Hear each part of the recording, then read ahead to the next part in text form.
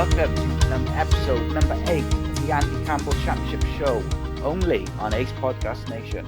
I'm your host, Si. I'm joined by ex-Premier League and Championship striker, Cardiff City legend, Mr. Andy Campbell, to talk the week's results and news in the Sky Bet Championship. Welcome, Andy, buddy. Hello, mate. How are you? All right, mate. All right. Good week? Not bad, mate. Yeah, football's been interesting, so I'm looking forward to this because goals galore, actions on and off the pitch. So it's going to be an interesting one tonight. Oh, yeah, there's going to be lots to talk about. Old Adam Jackson's not going to be happy, I don't think, after this show. Still think it's going to be a short one. So, let's just do the plugs quickly then. All our shows, series are available in video format, youtube.com/AcePodcastNation. Audio at the usual podcasting platforms, Apple Podcasts, Google Podcasts, Spotify, Stitcher, Deezer, TuneIn Radio, iHeartRadio, and a load of others. We also have a brand new MMA series starting this weekend. After UFC 243, the Danny Batten MMA show will be recorded Sunday and be out Monday, I think, with former Cage Warriors featherweight champion of the world, Danny Batten.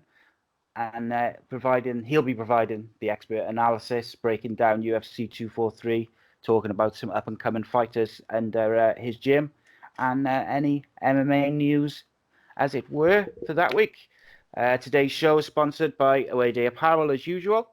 The Away Day Apparel is a group of casually obsessed football fans looking to bring something different to the wardrobes of like-minded people, with football, music, and weekend carnage high on the agenda. They aim to bring you some exclusive products. They're edgy, controversial, but most importantly, current. T-shirts, polos, shorts to hoodies, jackets, and accessories. Stick with them, and they aim to bring you terrace wear that will turn heads and provide the cutting-edge look that we all crave. Okay, so before we get into the footy, there's been a massive story this week in the Championship, which is Derby County players had a team building, team bonding, meal, few drinks. A few players stayed out after all the coaching staff left, and ended up with a high-speed crash. Tom Lawrence, Welsh international, young player Mason Bennett were arrested for drink driving, and I would imagine they'll probably be charged with a few other things as well. And as a result of the crash, Richard Keogh, the club captain, suffered a very serious knee injury that's ended his season, probably his hopes of playing in the Euros.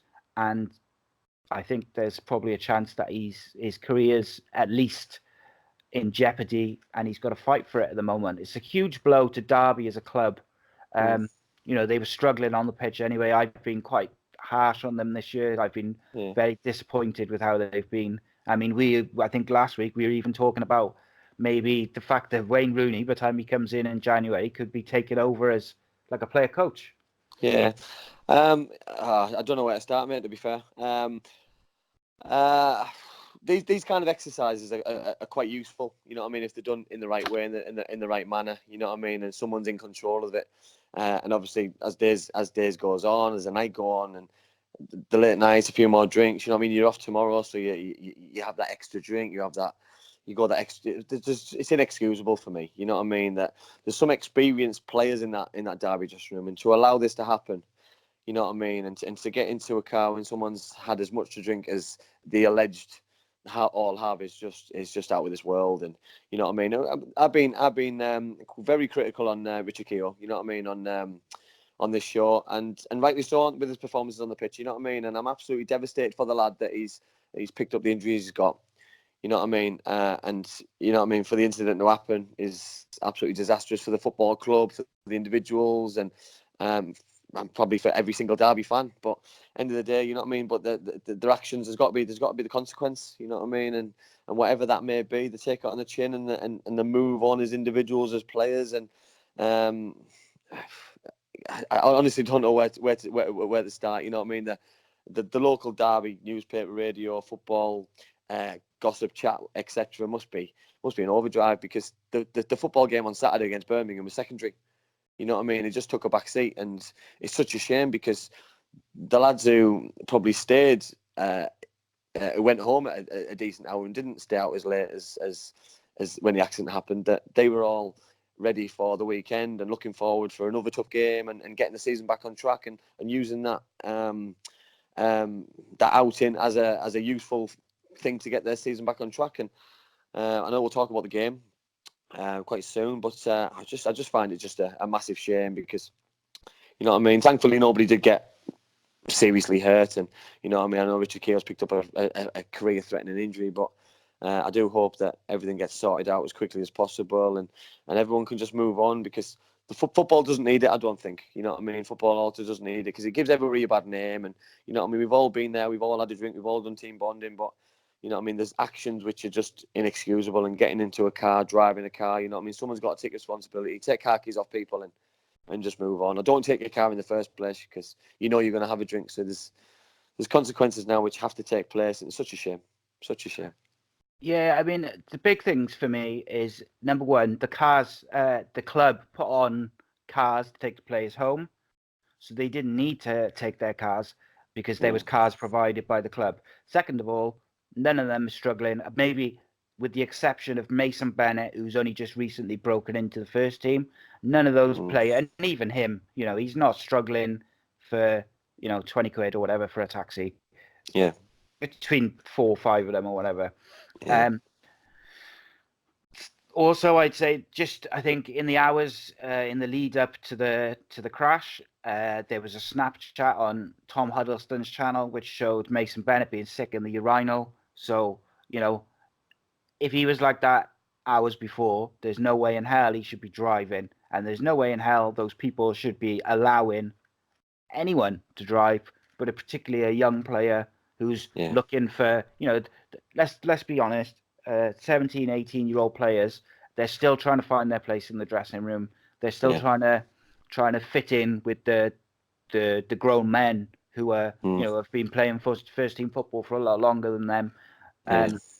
And what I find, and I think it's unfortunate in a way, but Derby announced that Huddleston would be captain for the rest of the season, and then I think in about an hour later, this video came to light, which was filmed, I would assume, by him because it was on his Snapchat. That's unfortunate because that doesn't help the situation. If they hadn't named him captain, then it doesn't matter that he filmed it. But because they did, and he filmed it or he put it up on his Snapchat, it doesn't help the situation, should we say? But then the club backtracked at the weekend, and Curtis Davis was captain, even though Tom Huddleston played. So okay, so maybe that's, you know what I mean. There's also some. I think there's more to come, and I think it'll all unfold. I think over the next week too. You know what I mean? Because the football club have got to make a decision. They can't hold these players in a limbo. If they're going to sack them, they sack them. You know what I mean? Straight away. You can't sack them in 3 weeks' time because it's a pointless exercise. Because you're going to find them anyway, so they're not going to get paid regardless. You know what I mean? Because regardless of what happens with the charges accepted from the police, you know what I mean, these lads are going to want to play football. You know what I mean? So it's down to the football club to allow that to happen, or let them go to another team. And for me, the assets of the football club. So I think the football club would be massively naive and stupid if they lost these kind of players for free. Because for me, Mason Bennett's a young and up and coming player who's got potential. Tom Lawrence is a fully fledged international footballer for Wales with, I think, probably 20 plus caps for his country. So you know what I mean. He's going to be worth quite a lot of money for some team, and for some team to get him on a free.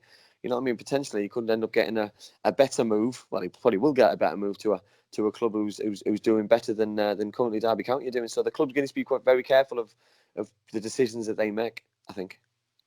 Yeah, we just spoke off air before we started recording, and I said I think that if they just sack them, they the players get off lightly because they'll find another club easily. They'll get a fresh start, which is probably what they want, and the club lose out on two, young players. I think they should probably make them do work in the community with drink driving and the effects. Working with families who've been affected by the impact of a drink driving, because I think that they need to learn, particularly in Bennett's case, who's a young man, they need to learn, the impacts of it. And like I mentioned, I've been affected by it myself, with friends and with family. So it's a serious thing. Yeah. So I think they should keep them. They should hold them to their contracts, send them to rehab, send them to do community work. And, we haven't mentioned yet that there's let's just say, if some of the rumours which are going around turn out, even half of them turn out to be true, they could end up in prison anyway. So, yeah, I know. I hope. The thing is, sometimes these kind of things are a cry for help from certain things, and you know what I mean. I hope the PFA get involved, and the likes of the Basin Bennett, who's made a massive mistake as a young boy, he gets the help, and it doesn't happen again, because you know what I mean. I know they've had a bad crash, and I've just said earlier, thankfully nobody got hurt, but this could have ended so differently for everyone in concern, the players, somebody in the public. You know what I mean. It could have been somebody driving a different car. You know what I mean. This is probably the best possible outcome, and I know someone's potentially going to lose a football career, or might, but nobody's lost a life. So you know what I mean. They made a mistake, and hopefully they get the help and sometimes support, along with obviously the consequence which has got to come with it. Well, look at what happened with Luke McCormack. Luke McCormack, yeah, and Lee Hughes as well. Killed a family. Lee Hughes as well, yeah. It could have been so very different for them, as well as other people on the road. Yeah. They I don't know. It's a difficult one. You just don't know how it's going to go, because there's a lot of rumours, and I just want to say as well, I retweeted and tweeted you a recording which was going round of supposedly a Blackburn player speaking on it. With the reason we're not talking about that is because basically we don't know, if it's real, if it's true. Yeah. It seems to add up on what we've heard and what we've seen and read, but we just thought it would be better not to kind of go into it. But I mean, it's everywhere anyway, so I'm sure people have seen it, and the implications from it, shall we say. And from a Welsh point of view, it's devastating, because if Wales can't afford, Wales is a small nation. We haven't got a massive pool of players to pick from like England have. And Tom Lawrence would be a big blow if if he's away for an extended amount of time. For whatever reason, if Wales decide to ban him, or if he ends up in prison, or whatever it may be, Wales can't afford to lose him. They've got big games coming up. But I agree. It was same as Derby as well, though, because Derby, you got to understand the transfer window is shut as well. You know what I mean? So these kind of decisions, you know what I mean, this time of the year, the window's only shut a few weeks ago. It's a big decision for the manager, for the chairman. You know what I mean? The chairman's a businessman. You know what I mean? He's got to do what's right for the football club and the business side of the football club. You know what I mean? The manager might not be happy with the players, might not select these kind of players, but you know what I mean? There's a bigger picture here. You know what I mean? There's a bigger picture for everything, and you know what I mean? We'll just have to wait and see. I'm sure everything will unfold this week, because decisions have got to be made sooner rather than later for everybody in concern, I'm sure. Yeah. So just finishing off on it, what would you do if you were in charge of Derby? What would you do with the three of them?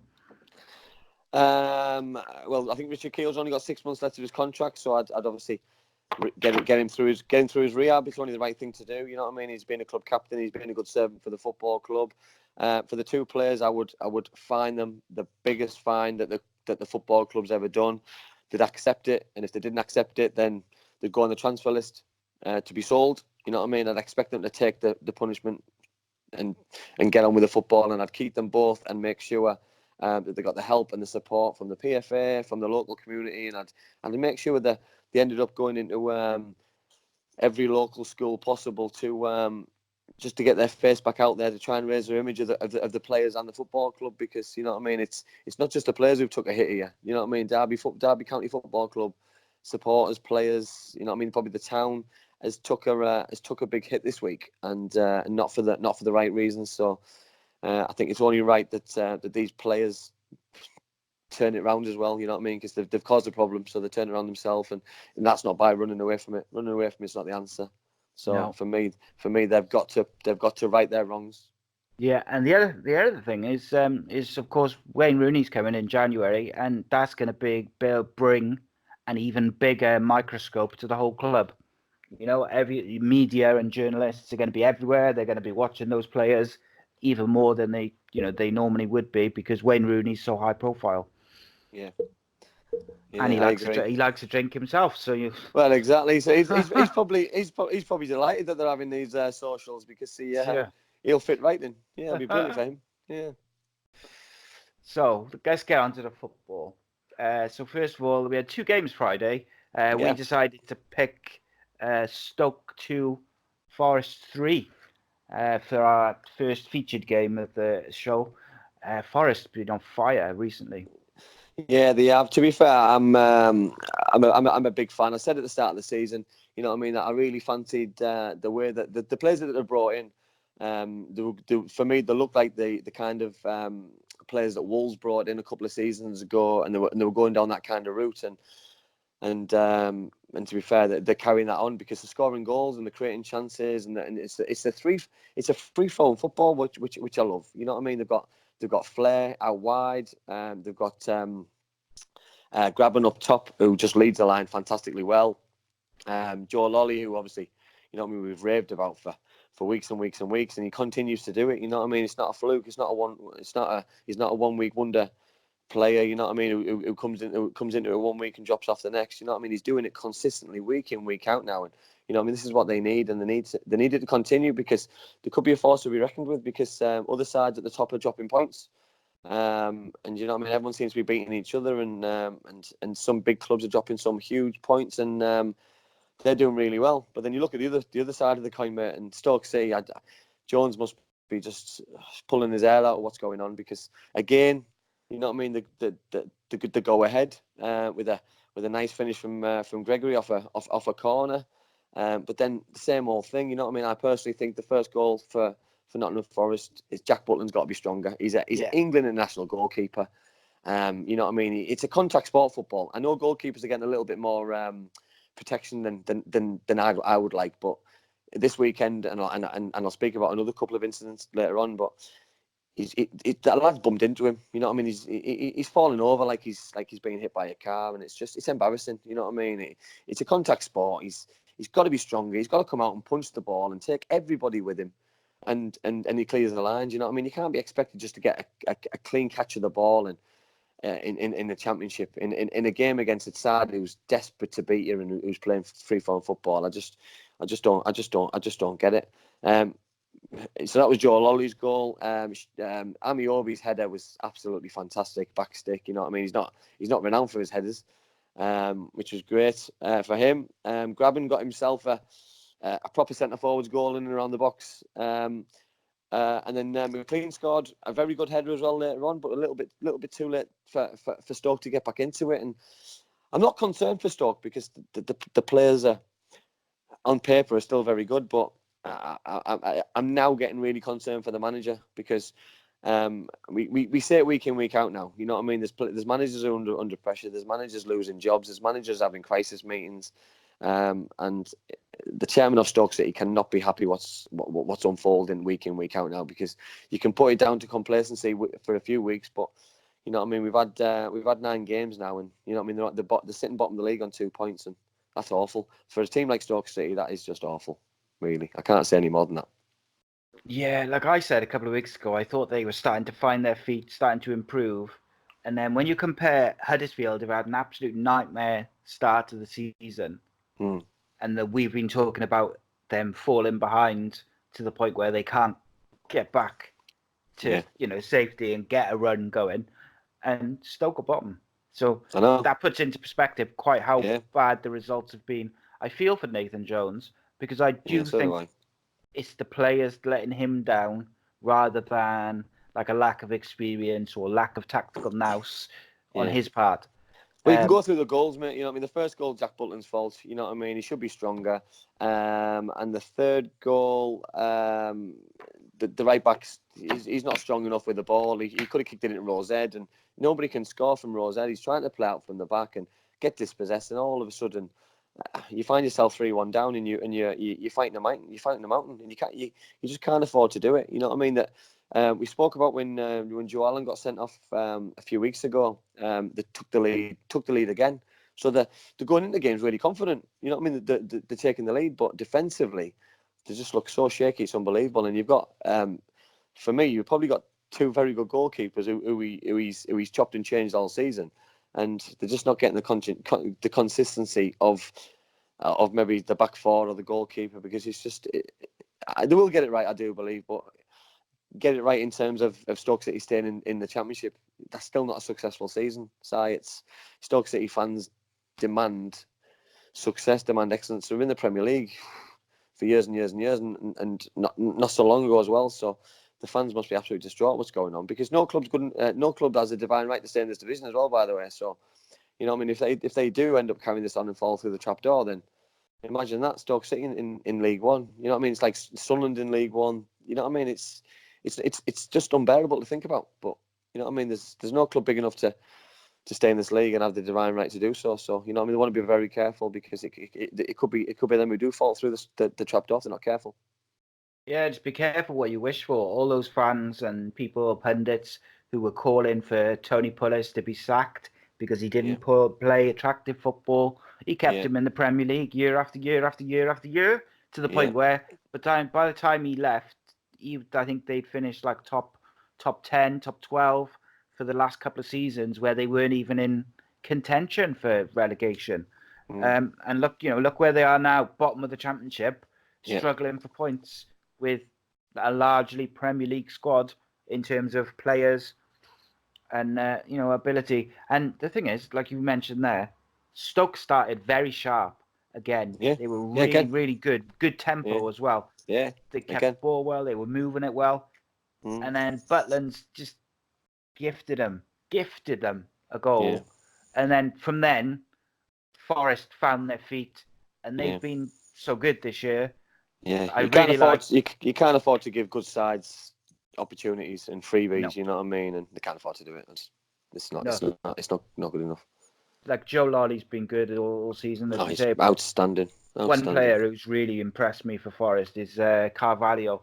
I think he's what a player! Like, really enjoy him. Well, I just think though, you know what I mean, that he's on loan from Wolves, isn't he? And I just. You know what I mean? It just shows how strong Wolves' squad is, because they've got a European competition. They've loaned players out to Forest, to Fulham, you know what I mean? And it's absolutely fantastic, because it makes the Championship even bigger and even stronger, because these are international footballers. You know what I mean? And this is what we want to watch week in, week out. And you know what I mean? If you're not impressed by your own team, then you know what I mean. It's nice to see some good footballers turning up every other week on your home patch. Yeah, I mean, and even Forest were able to bring on Thiago Silva from the bench. That's some strength in depth there. It is, It is. I think my question about Forest is, can they continue this? You know what I mean? You just said there, the squad is good. The squad is strong. You know what I mean? It's can they get the consistency? Can they get, when teams like Leeds turn it around? If West Brom, Fulham's, you know what I mean, can they keep up with those lot? Because it's, you know what I mean, there's some massive clubs with massive squads, and it's going to be very interesting for the come up to Christmas, because this is when some teams can start to really find their feet, I think. You know what I mean? Because we've had the initial thick and fast games where Forest, you know what I mean, they've come through unscathed a little bit, you know what I mean? So, you know what I mean? But there's also some very, very, very tough games to come. Yeah, my one sort of query with Forest, I'd say, is I'm not sure if they've got the defensive players to churn out 1-0s and to scrap out those tight games, like one goal, and keep clean sheets. Yeah. They do concede goals, but fortunately at the moment they're scoring goals. But like you say, when they do go to play these other teams, if those teams are on form, you can't give away goals, because they are a bit more solid at the back, which means you could have the problem where they don't score the goals eventually, Forest. But yeah, I guess we'll see. So next up, we've got Preston 3, Bristol City 3. Bit of a thriller. What a game! What a game! This is probably one of the best games I think I've seen. this season in the Championship. It had everything. It had some absolutely awful goalkeeping, and I'm gonna mention this in a minute. I've just said about Jack Butland, thinking that football's not a contact sport. Well, Rudd showed me for Preston that I think he thinks that he has a divine right not to be touched in a game of football, because there was twice that he went up for a corner. The first one could have been a free kick. There was a little bit more contact from Moore before he put in. But the second one, I didn't even see any contact at all. And if there was any contact, it's from his own player. You know what I mean? So it's just beggars belief, because Preston, you know what I mean? And they've been really strong at home. You know what I mean? To give 3 goals away against a decent Bristol City side, by the way, because Ashley Williams caused absolute havoc on set pieces. He was immense going forward. He caused a problem for the second goal for Moore, second goal. Wyman scored a fantastic header for the second one, which went in off the crossbar. But the one player that I will pick out in the game who I thought was fantastic was Paul Gallagher. You know what I mean? He's got a penalty in the first half, his set pieces, his free kicks, his corners. He's just all round player. You know what I mean? He seems to be around for years, and you know what I mean? He seems to be in the peak of his career. He's playing some great stuff, and I think if it wasn't for him, Preston wouldn't be anywhere where they are in the league. You know what I mean? Because he just gets them going. You know what I mean? He starts all their attacks, and you know what I mean. Every time there's a chance, it seems as though he's right behind it, and I thought he was outstanding from the start. There was a little bit of a naughty incident, which I say it was Baker and Nugent, who I'm both surprised, but both of them didn't see a red, because Nugent grabbed hold of Baker. Baker ended up kicking him in the head.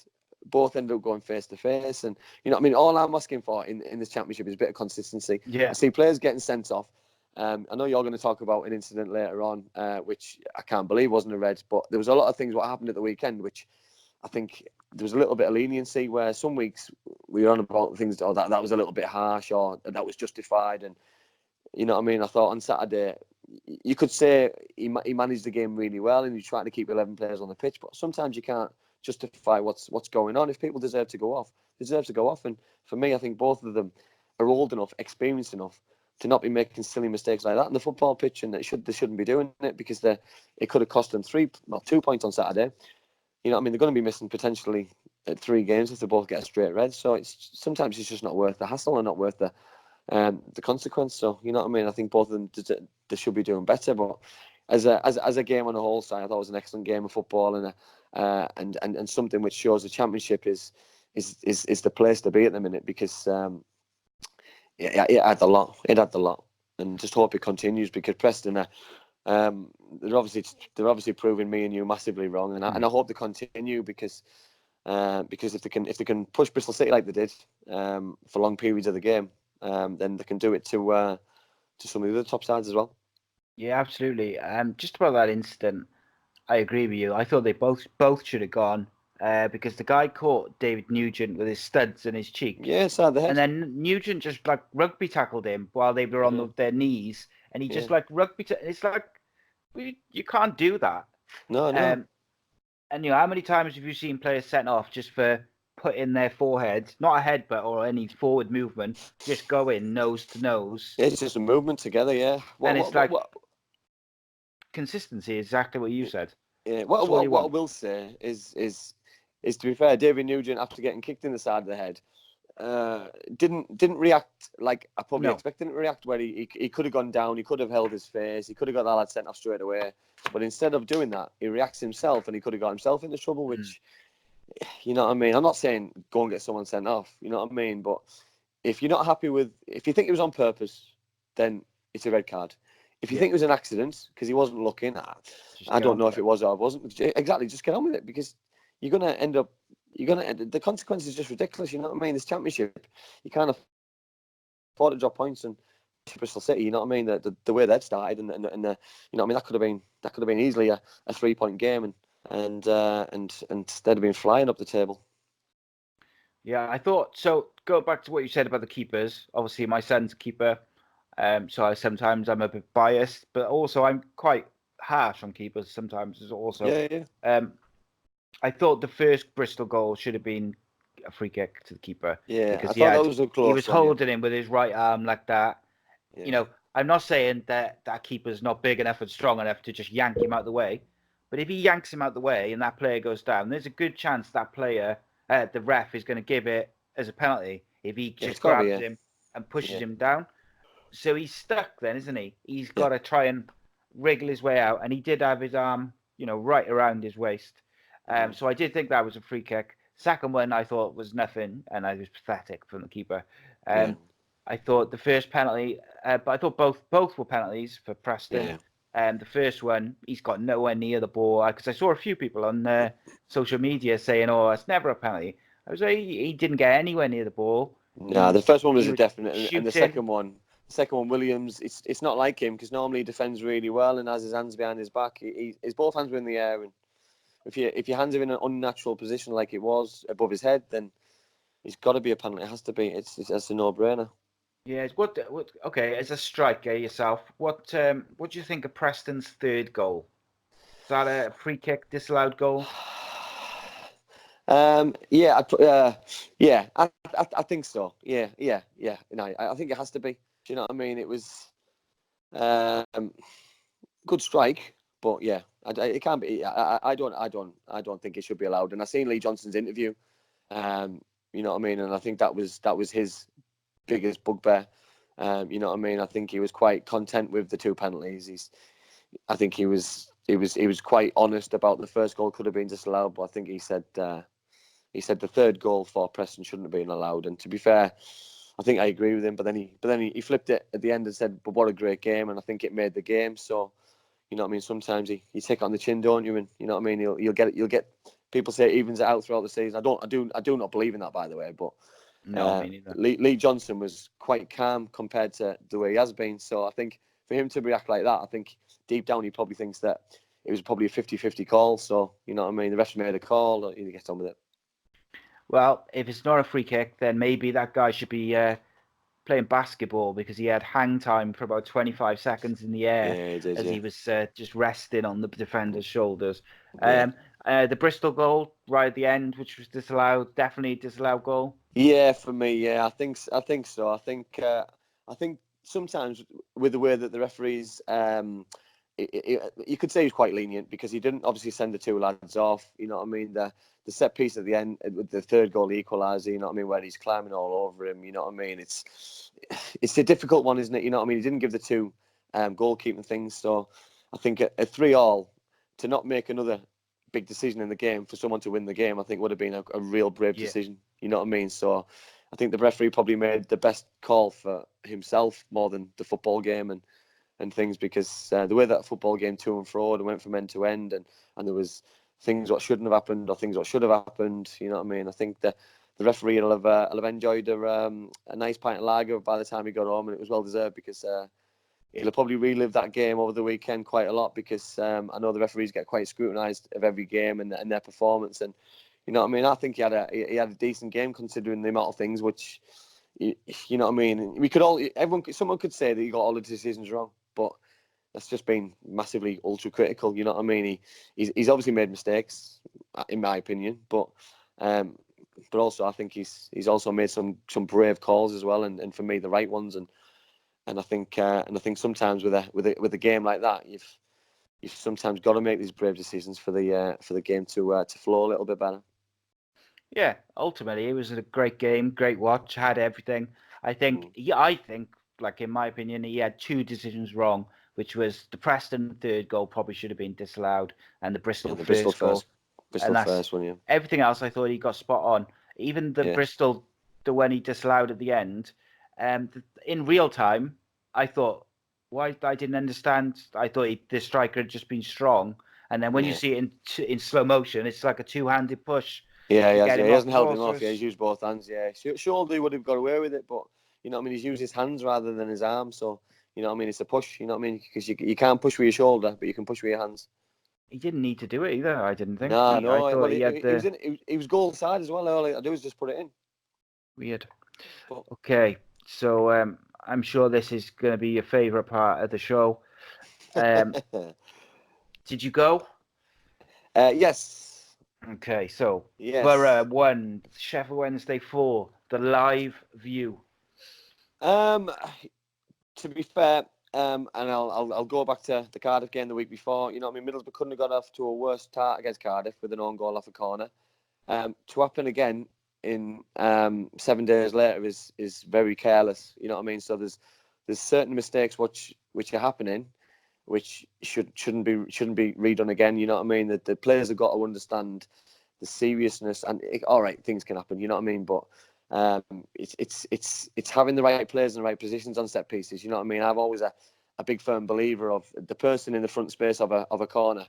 It's got to be somebody who enjoys heading the ball. You know what I mean? Against Cardiff City, you had Ashley Fletcher, who's a centre forward. He's not a big header of the ball. On Saturday, you change it and you put Adam Clayton there. Ball goes over his head. You know what I mean? Sometimes the right thing to do is leave the ball, because you're jumping up for a header and you're flicking it backwards. You've not got a clue where it's going to go. And the unlucky thing for Middlesbrough is comes straight off the top of his head, ends up in the far corner.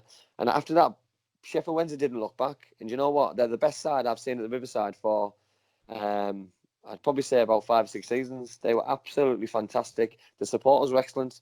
I've never seen support like it down there for a long time. They made the atmosphere. They made the game.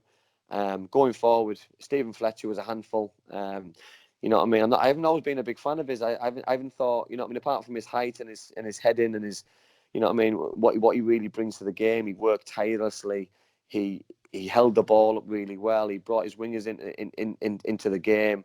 I just thought it was just an all round good, like, great display. You know what I mean? Gary Monk came back to the Riverside and you know what I mean, got one over on his former club. But one player who stood out for me was Adam Reach. I was going to say that, yeah. He was absolutely brilliant. He scored his goal. He didn't celebrate, obviously, being an ex-Middlesbrough player. He set up the fourth goal. He probably should have scored in the second half. He set up another couple of chances in the second half as well. And I just thought it was just excellent. I thought Kadeem Harris was very good in patches, but probably not the consistency which I've seen him at Hillsborough. But even still, he was causing Middlesbrough problems. Both wingers, when they got the ball, Middlesbrough just backed off because they were scared of the pace. They were scared of the balls in the box, and you know what I mean. The 4-1 game. You know what I mean. Middlesbrough fans on Twitter and social media will go on about British Belongers.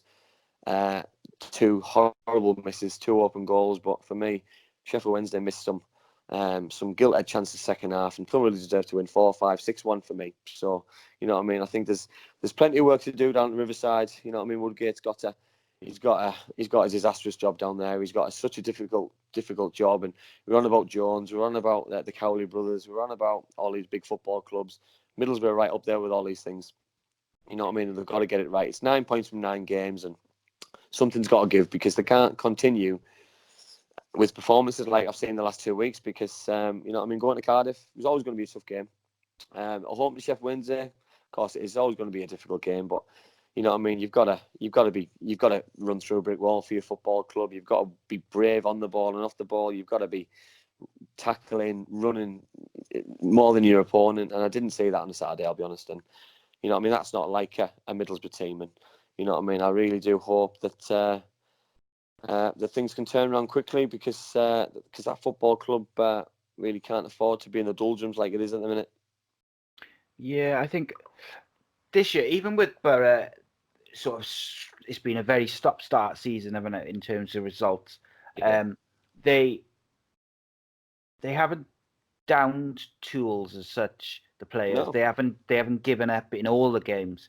But I did feel a bit like there was an air of, I don't know how to describe it. I don't say they gave up, because they had chances to score. You know, Borough, Asumbalunga missed 2 open goals, which were ridiculous, embarrassing. Yeah, ridiculous. But overall, I just thought Borough, particularly the first half, they were terrible. Yeah. What I will say, probably beside the supporters, you know what I mean, it's probably the most negative I've seen the supporters. You know what I mean, they're left at, I'd probably say about 7,000 or 8,000 left at half time. You know what I mean, 4-1 down, and you know what I mean, it's not cheap to go and watch football. You know what I mean, you've got to they pay to be entertained. You know what I mean, are they getting the money? Are they getting the money's worth? No, of course they're not. You know what I mean, are they going to turn out on Tuesday night when they play Preston North End? You know what I mean? Which is going to be another difficult game against the side who's scoring goals, creating chances. You know what I mean? It's going to be a very, very difficult game again. And you're going into a game with zero confidence against a decent side who are up there. And you know what I mean? I'll say this, and Middlesbrough will probably turn them over 3 or 4, but it's just, that's football. But it's, you know what I mean? There's a big possibility if Middlesbrough continue and play the way they did, that they're there for another defeat, or, you know what I mean? Or a point, which still isn't great, you know what I mean? Because a point a game in the Championship is not, especially for Middlesbrough, it's not what you need. It's not what they're looking for. I mean, these kind of teams, the expectations of clubs are massive, and you know what I mean. They need to sort it out because they are a big club, and but at the minute there's just something fundamentally wrong at that football club, and you know what I mean. Until somebody comes out and says what the problem is, or where the money is, or are they investing, are they happy just to be in the mid-table? You know what I mean. If the chairman came out and said, we're going to be rebuilding over the next 3 seasons, 12th place would be a successful season, I'd go, right, do you know what?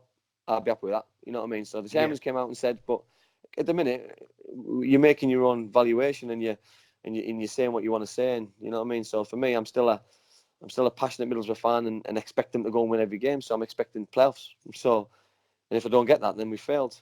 So unless someone tells me different, then I'm gonna be expecting it. Yeah, I can understand that. So last week on the show, you said just up from you, there were some Middlesbrough officials sat and they were not happy during the Cardiff game. Do you feel that they would have been even more animated this week? Well, apparently there was a little bit of a crisis meeting yesterday with staff and chairman alike on Sunday. So yesterday, and no, they can't be happy. You know what I mean? There's certain decisions what have got to be made. You know what I mean? It's either investment for the football club, so the manager's got an opportunity to go and bring the players in that he can work with, and then it's his sole responsibility, or the manager's changed with somebody else with a little bit more experience, so the football club can go forward.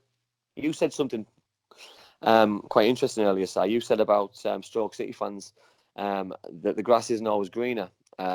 And I've said the similar thing, that that Middlesbrough fans weren't happy with the style of play about Tony Pulis, but we very, very, very rarely let goals in.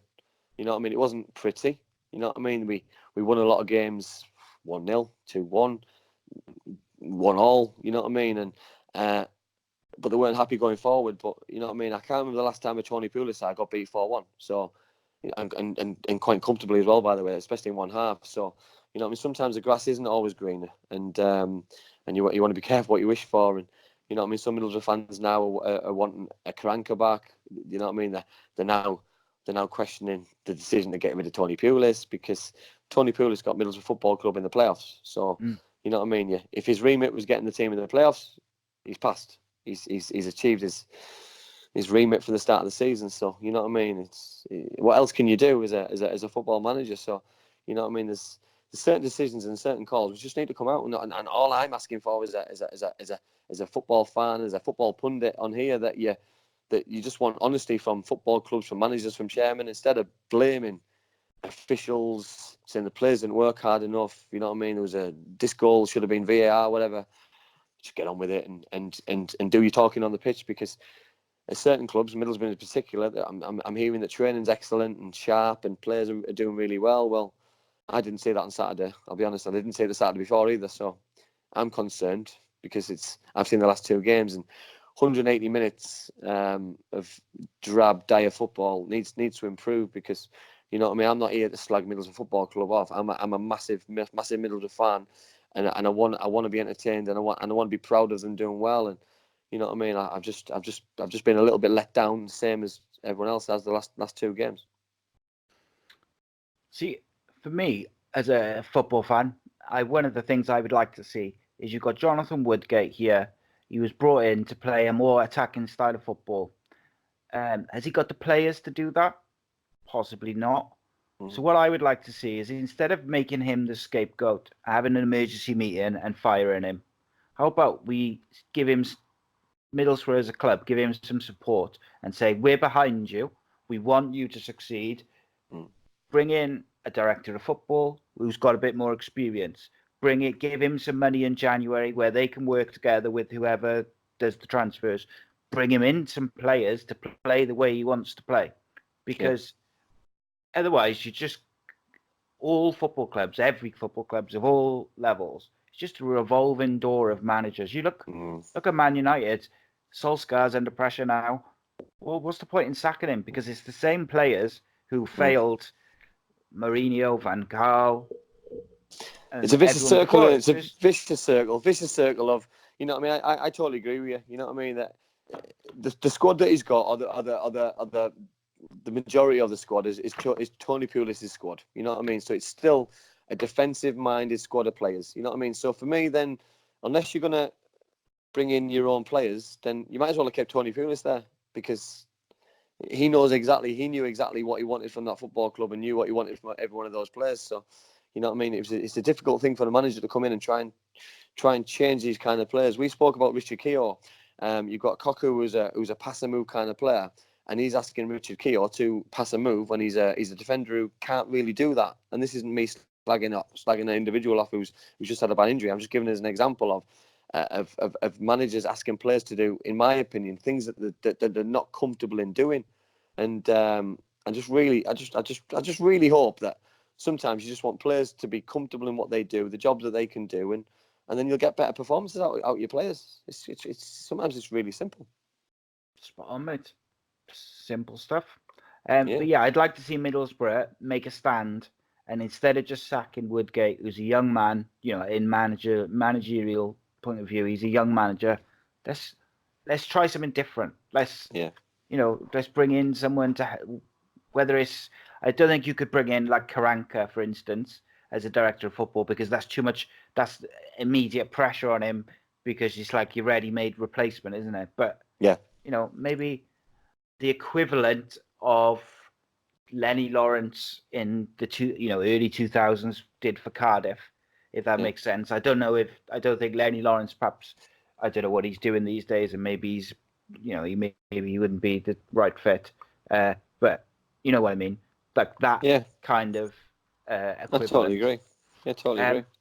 And just lastly on the game, Paddy McNair's got a really good goal. He's got a great goal, great goal. And I thought he's a shining light. He's a shining light in Middlesbrough for me. And he's had a wonderful season under Jonathan Woodgate. And you know what I mean? If there's one player to come out with any credit this season, it's him, because Tony Pulis had him playing in defence, which is not Paddy at all. So you know what I mean? This is just for me. It's shown how good certain individuals are, but it's more of an individual game. It's a team, and things are more important. So you know what I mean. They just need to pick up a little bit and just get a little bit of consistency, as in maybe team selection or formation, because he's changing things quite often, and sometimes that's not always the answer and always the key. You know what I mean. Rotation isn't always the way forward. Sometimes the same team week in, week out is the best solution. Yeah. And last thing, but I thought Barry Bannon ran. He pulls the strings, mate. Yeah, pulls the strings. Some of the things that boy does with the football, you know what I mean. He's a little magician. And if he was younger, I'll be honest, he'd be in the Premier League. If he was a little bit younger, maybe 2 years younger, he'd be in the Premier League. I'm not saying he can't do it physically, but he would be able to be in the Premier League and be able to do that week in, week out, because the ability that lad's got with the football is just phenomenal. Yeah, his set pieces are unbelievable. Oh, his left foot, it's like a wand. You know what I mean? We're on about teams with creativity, and we've gone about Bradley Dack. You know what I mean? And people who can unlock a door. You know what I mean? He can do it from anywhere. You know what I mean? He doesn't have to be in that number 10 role. He can do it in front of his back four. He can do it. Anywhere. And it's just sometimes, and I said it earlier about if your team's not doing it, sometimes it's the opponents. They're a pleasure to watch. He was an absolute dream to watch, because he's so cultured, and it's just it's so pleasing to watch these kind of players. Absolutely. So let's move on to the other games. Where first up we had Fulham beat Wigan 2-0 on Friday. I thought Wigan were pretty good. I thought they were for long. Yeah, they were for long. 2-0. Yeah, for long periods they were. I thought they were really good. I think Joe Bryan's goal, I think it was the second bite of the cherry. It was a good block by the defenders, threw his body in, but the goalkeeper had already dived. So you know what I mean. It was the edge of the box, but it was still an open goal. And I thought the second goal, though, by Tom Kearney was just out of this world. And You know what I mean? I didn't think he did it. He cut it in the Premier League. I thought it was average when Fulham went up, but he seems to be finding this Championship like really easily. You know what I mean? And the goal he scored on Friday night was just effortless. He just picked his spot and put it in the top corner, and you know what I mean. They just have every avenue. You know what I mean. You've got Knockaert who creates chances. You've got Calavilero. You know what I mean. Mitrovic holds the line up really well. You know what I mean. It's just, you know what I mean. You've got your fullbacks bombing on Brian and Sessegnon. You know what I mean. That they have underachieved a little bit. They're stuck in 10th in the league, but they're still in touching distance of, you know what I mean. They're only 4 points off the top. You know what I mean at this stage of the season. But you know what I mean. I still think they're probably due a decent run. You know what I mean, with probably 4 or 5 solid victories, and you know what I mean. They got a clean sheet again at the weekend, so you know what I mean. I expect them to carry on and get even better. Yeah, I thought the best 2 players on the pitch were David Marshall and Anthony Knockaert, by quite a considerable difference. Knockaert's he's something special, that boy, and you know what I mean. For Fulham to get him is an absolute coup, to be fair. And you know what I mean. If they can keep hold of him long term, you know what I mean, and he doesn't go back to Brighton, you know what I mean. If they do go up and they can keep him, they'll have a better chance to stay in the division than what they had last year, because they lacked that little bit of creativity and a little bit of class in the final third, and he's got it in abundance. He's a very, very, very talented young boy, and you know what I mean. He's always a joy to watch. Yeah, if they can get Knockaert, Bobby Reid, and Mitrovic all bang in form and keep it tight to the back, they're going to go very close to getting automatic promotion. Because they're just quality players. Yeah, but they just seem to be struggling to get them all firing at the same time. Yeah. Like Bobby Reid had a couple of good games, and Mitrovic went off the boil. Yeah, Mitrovic started the season quite well, but he hasn't scored in the last 3 or 4. You know, I mean, Knockaert's playing well. Calavilero was playing well when there was the last Sky game against Huddersfield. He scored a worldie. But yeah, they need it all together, and you know what I mean. And if they do get that all together at the same time, they are going to be one serious side to try and stop. Yeah, it'd be special. Next up, we had Barnsley 1, Brentford 3. Ollie Watkins with a hat-trick of headers. Ollie Watkins bangs his hat-trick, yeah. And do you know what? When Barnsley took the lead after less than a minute, I thought this was going to be their day, because you know what I mean. They give themselves a good opportunity. Obviously, Brentford haven't been doing very, very well. Corey Woodrow scored the opening goal, and I thought, oh, here we go. You know what I mean. Barnsley are going to kick on now, because they haven't really started the season very well, and but then just didn't materialise, and Brentford slowly and surely got themselves back in it. You know what I mean. 35 minutes gone, Ollie Watkins got his first header. You know what I mean. They're going at 1-1, and then to start the second half, you know what I mean. Barnsley, you know what I mean. Obviously, the opposite the way they started the first half and give a goal away straight off kickoff is just the worst possible start for the manager. You know what I mean. They've done all his tactics at half time, got everyone in the right frame of mind, and then all of a sudden you're 2-1 down, chasing the game again, and then all of a sudden 25 minutes to go, you're right out of sight. Ollie Watkins has got his match ball, and you know what I mean. The rest history. You know what I mean. It's just. You know, I do feel for Barnsley, because you know they don't score a lot of goals. They didn't score a lot of goals last season. They kept a lot of clean sheets, and if you're giving sides, you know what I mean, 1, 2, 3 goals, you know what I mean, have they got them 4 goals in them? You know what I mean? And I mean the answer is no. You know what I mean? Because they don't score enough goals. They've only scored 5 all season in 9 games, and which is the lowest in the league. And you know what I mean? They obviously need to sort that out, because you know what I mean, they've given themselves a great opportunity on Sunday they went 1-0 ahead in the first minute, and that they should then kick on, and you know what I mean. But you've got to go and get that second goal. You can't just rest on your laurels sometimes and just think 1 goal is going to be enough, because the Championship is a different animal than League One was, because the quality in League One is a shadow of what's happening in the Championship. You know what I mean? There's money in the Championship now. There's international football in the Championship now, and Barnsley need to sort that out very quickly. Yeah, Barnsley haven't won since the opening day of the season. And I think when you're we talked at the start of the season about Barnsley, their strength, that being at home and keeping clean sheets. Yeah. And then to go, when they must have thought, you know, you go 1-0 up, 59 seconds, you're at home, Brentford are out of form. Let's just keep it nice and steady, nothing stupid. And you know, I know it's 90 minutes, so it's not a case of seeing the game out, but their strength is keeping a clean sheet. It's like, just do your jobs and build on it. And they just didn't. And like you say, mistakes. It's crosses in the box, you know what I mean? You've got to stop the crosses in the box. The headers don't come from magic, you know what I mean? There's got to be crosses put in the box. If you stop the crosses in the box, you're going to stop the chances. You're going to stop the 3 Ollie Watkins goals. You know what I mean? It's not rocket science, you know what I mean? But you've got to break your neck and stop the cross. You've got to get out. The defender's got to get out quicker. You know what I mean? Your winger's got to double up with your fullback and stop the cross and go 2v1. And it's just it's error after error. You know what I mean? You might have been able to do that in League One, but in the Championship, you've got better wingers, far better wingers. You know what I mean? There's some excellent wingers in the Championship, and the centre forwards are excellent as well. So you know what I mean? You're giving a player like Ollie Watkins, who we've raved about on this show this season. You know what I mean? He scored regular all season, and to go and bag, I think that's the first hat trick of the season as well. So for him to bag a hat trick, you know what I mean, is no mean feat. And, you know what I mean? Fair play to him, because it's away from home as well. 3 headers. You know what I mean? It's quite rare, that. So It's Ollie Watkins. He's not even a striker, is he? No, I think he only got moved forward when they sold the lad to Brighton. So you know what I mean. I thought he played 10 last year. I thought he played just behind. So I thought he played one of the 3 behind last year. So for him to go in that main pivotal role, you know what I mean, was a big call by the manager. But he's obviously ready, because he's top goal scorer and doing what he needs to do. Yeah, performing very, very well. Yeah. Next up, QPR 0. West Brom 2. West Brom coming to the party now. Yeah, well, to be fair, I was talking about this with one of my mates, that unbeaten, the only unbeaten side in the league. You know what I mean? Preston unbeaten as well, aren't they?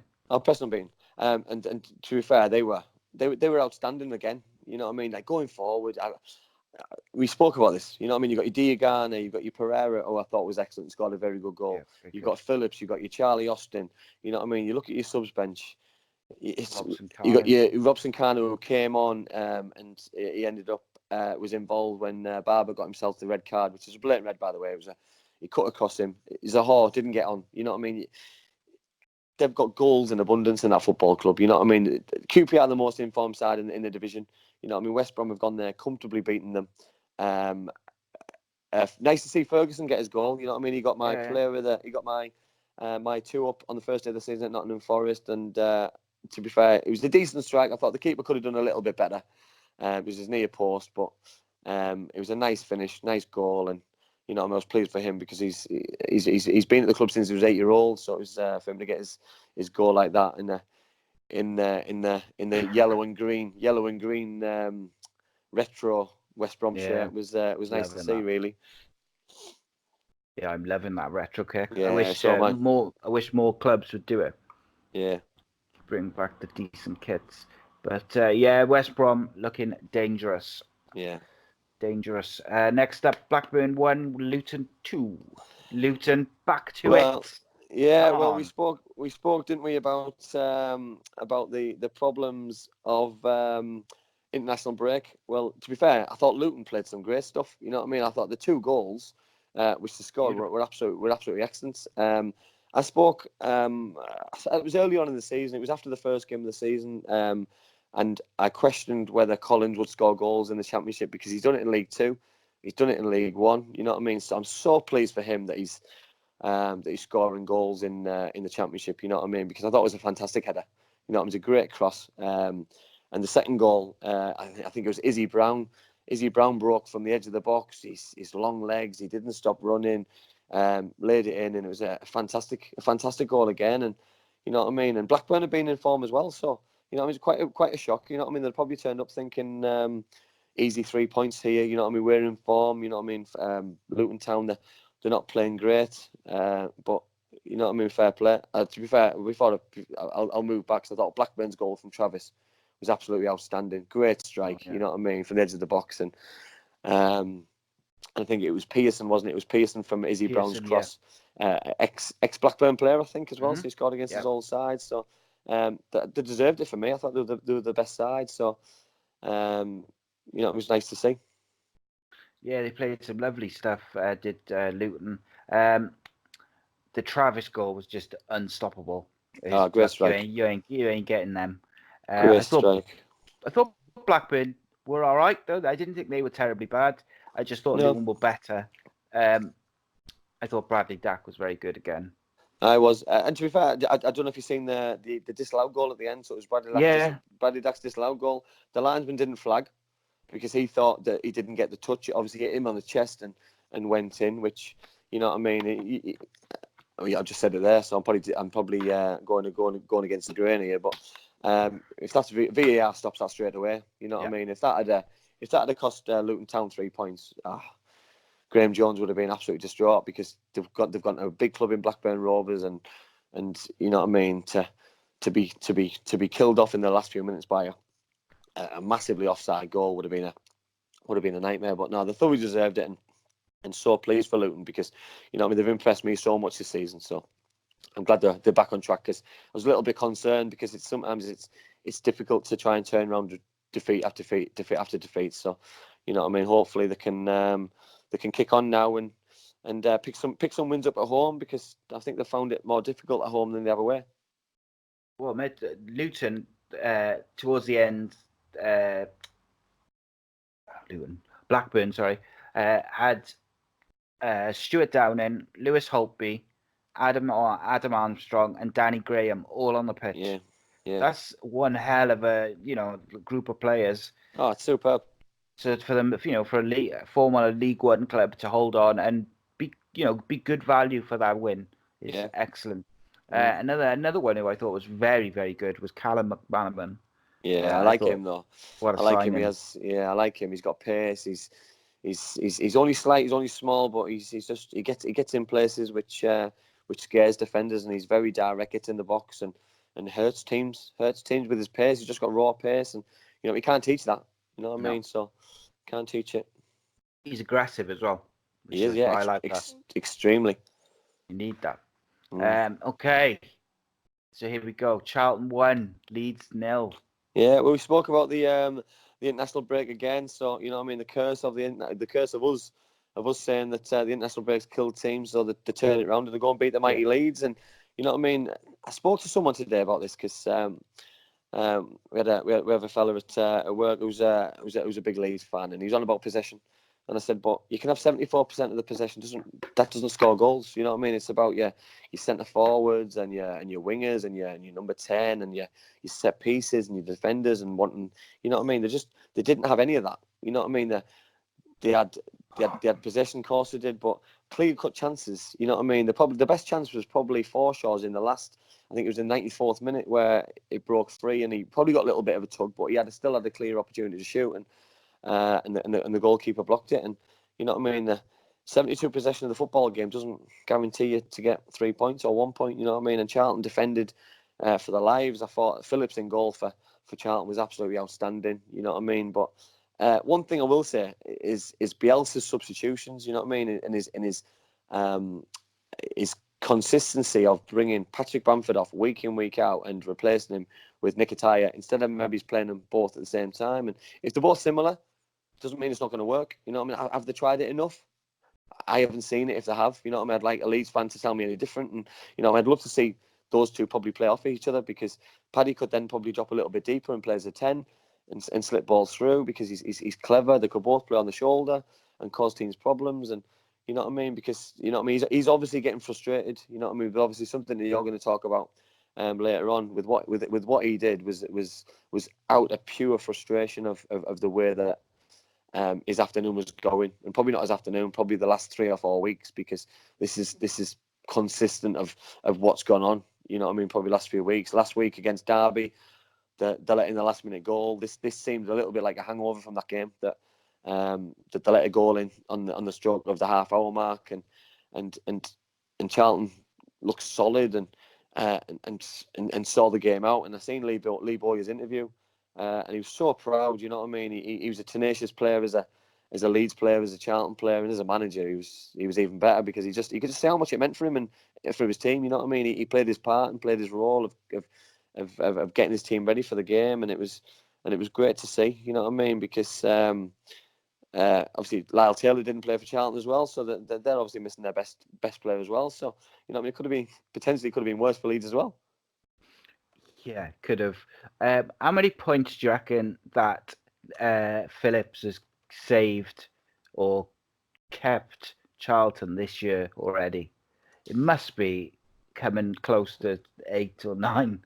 Oh, it'd be huge. It'd be huge because the start of the season, I think it was because they don't score a lot of goals, do they? The games that they've won, it's by the odd goal here and there. You know what I mean? And we spoke about his impressive performances. You know what I mean? And we're on about being critical here of goalkeepers and the goalkeepers making mistakes, and probably being 5, 6 out of 10. We've got a goalkeeper here who's a solid 8 all of the time, and if not an 8, he's hitting 9s or hitting 10s because he seems immaculate. He's not making the wrong decision. He's coming when he needs to come. He's staying when he needs to stay. His kicking's immaculate. He seems to be organising his back four very well. And this is what you expect from a goalkeeper. And these are players who got promoted last year from League One. You know what I mean? We're not talking about an England international goalkeeper who's played at the top level. We're talking about a player who's come from League One, who's at the minute bossing the Championship and deserves to be where he is. And if this continues up till Christmas, then Charlton have got probably a fight on their hands to keep him because he's putting himself in the shop window every single Saturday afternoon. And when teams come to the Valley and have 72 possession and have shot after shot after shot like Leeds did at times, he's going to be busy. But then if he's keeping clean sheets, he's going to look even better. And he did on Saturday. He looked an absolute world beater. And long may it continue because if Charlton are going to survive or do really well or get in the playoffs or get in the top 10, they need their goalkeeper and their defenders to pull them out of the trouble when they need to. And he certainly did that on Saturday. And there'll have been no prouder man than Lee Bowyer on Saturday night when he got home because he'll have been absolutely delighted to get one over his old side. Yeah, I've waxed lyrical, as it were, about Lee Bowyer's tactics at various points throughout the season because one of the things which has impressed me about him is not just the way his team plays and the way they've defended it sometimes, is the way he's adjusted the way he lines up or his tactics against some of the better teams or the bigger teams. And he did it again on Saturday. He completely nullified Glick, who, in every other game, Glick has completely run the show. Everything goes through him, and they stopped the ball getting to him as much. And when he did have the ball, they closed him down really quickly. As well as that, they stopped Leeds getting the ball out wide to Dallas and the other one. I can't remember which one, the name of the other wing back. But they tried to keep him very much in their own half, passing back and forth. Yeah. And then as soon as Leeds went further than that, Charlton were all over them. And I just thought it was a slightly different, not a massive difference to how they normally play, but just like little tweaks here and there to address what he needs addressing each week. But we've just said that though, Si. I've just said about teams not stopping crosses. You know what I mean? Where you've got a manager there who's demanding it. You've got fullbacks. You've got wingers. You know what I mean? Who are breaking the necks to double up against teams who are keeping the shape and being hard to beat. And you know what I mean? That's gonna win you points. Especially in this league, it's gonna win you points because the scoring goals, Charlton. You know what I mean? They're scoring a lot of goals, but they score goals and they're a danger. And you know what I mean? And they've got the added extra of Lyle Taylor to come back as well. And when he comes back, hopefully he hits the ground running where he left off. And then from there, you know what I mean? Good luck to them, and hopefully they can carry on because from what happened a couple of weeks ago in the international break and really hurt them and damaged them, hopefully this is now a turnaround of something good for Charlton Athletic. Yeah. I think the one thing I was going to say is, what does Nketiah have to do to get a start for Leeds? I don't know. We said this a couple of weeks ago. Especially when like... Paddy Bamford looks so frustrated and he looks like he almost not needs a rest, but maybe needs a bit of help or taken out of the firing line a bit. He looked irritated very early on. Yeah. Well, I think so. You're on about that. You know what I mean? He's played in the Carling Cup games. You know what I mean? He's come on. He's scored goals when he's come on in some big games, in games which has won them some decent points. But you look on about Paddy Bamford there. You know what I mean? That Paddy has played what? He's played every single game this season. You look at the games. We can go down. Charlton comes off 68 minutes. Derby County comes off 78. Barnsley comes off 69. Swansea comes off 60. Stoke City comes off 73. Brentford comes off 89. Wigan comes off 89.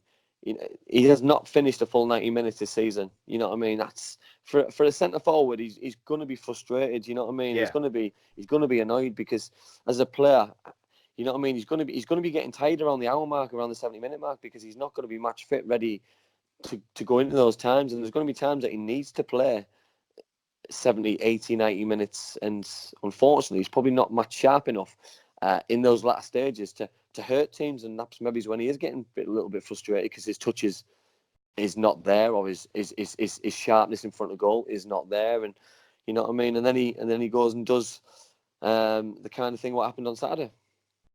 Yes, yeah, it was a silly, petulant incident, which I'll discuss a bit later on. So next up, we got Derby 3, Birmingham 2. Birmingham being in good form. Derby have had a torrid few days. Yeah, well, to be honest, we said that the football was secondary, really, and to be fair, they couldn't have got off to a better start. You know what I mean? Chris Martin's goal, which for me was an awful decision by the goalkeeper, which we'll speak about later on. But I thought Derby were good for the lead at the first half. You know what I mean? I thought that you know what I mean, considering what had happened off the pitch, you know what I mean, which is a difficult thing to then come on the pitch and bring it back. And it must have been quite a difficult team talk for the manager, for the players to get going. And, you know what I mean, everyone wanted to do it for Keogh, for some of the other players. And, you know what I mean, so they got the best possible start, which to give them the lead after 2 minutes through Chris Martin. Waghorn scored a terrific second goal. The interplay from him and Chris Martin just after half time, I thought was fantastic. And then Derby, which has never really happened in the past, became obviously what's happening this season at Derby, and all of a sudden they just blow themselves up in 3 minutes and find themselves 2-2, and then 10 minutes later they should have been 3-2 down from the penalty spot, which the goalkeeper absolutely kept them in it with a fantastic save, and great save. And then they go down the other end and they score the winning goal through Patterson. And I was just, you know what I mean, it's probably fitting that Derby were going to win that game, but you know what I mean, Birmingham have improved this season and obviously showed, especially in the second half, that how dangerous they can be. You know what I mean, to score 2 goals quite close in succession. I thought the second goal from the Croatian lad Sunic, I thought was absolutely fantastic. Top corner. You know what I mean? And I even thought Jukovic's penalty was very good. You know what I mean? It was just a great save. And, you know what I mean? He probably couldn't have hit it any better. You know what I mean? But the keeper gets the right way. If he'd have gone the other way, it would have been a great penalty. So, you know what I mean? But I think with what's happened off the pitch this season, or especially this week, with Derby, that I think it's probably fitting that they got themselves 3 points to take the pressure off the football club and